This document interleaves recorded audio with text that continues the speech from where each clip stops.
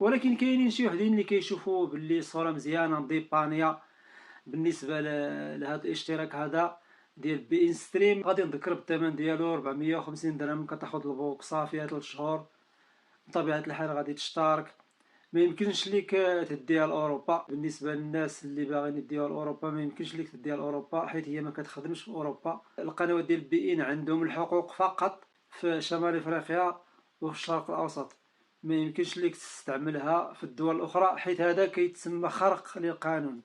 حيت كاينين قنوات اخرين اللي كيملكوا الحقوق في اوروبا وفي اسبانيا وفي بلجيكا وفي المانيا. الانتقادات اللي توجهت لجودة الصورة، بإن آخر همها هي جودة الصورة. هي الهم الأول ديالها هي محاربة القرصنة. هذه هي الحاجة الوحيدة اللي كتهم بإن، هي محاربة القرصنة. كتحاول ما أمكن تحمي القنوات ديالها من القرصنة ومن إعادة البث. بالنسبة للمشاهدين هما كيقلبوا على جودة الصورة، كيشوفوا بلي الاي بي تي في فيها صورة احسن. دابا ولا بالامكان باش تشوف هاد القنوات هادو بواحد الثمن اللي هو رمزي. بزاف ديال الناس عندهم الانترنت اللي عندهم الفيبر اوبتيك.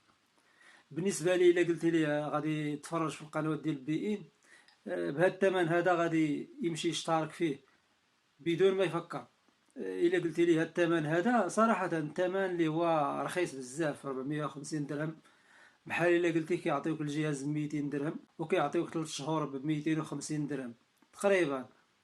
الا سال لك الاشتراك غادي تشترك عاوتاني.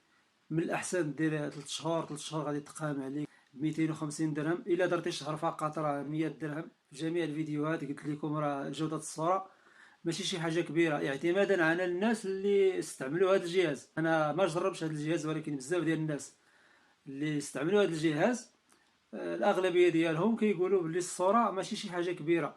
ولكن كاينين شي وحدين اللي كيشوفوا باللي الصوره مزيانه نضيبانيا بالنسبه لهذا الاشتراك هذا ديال بي ان ستريم.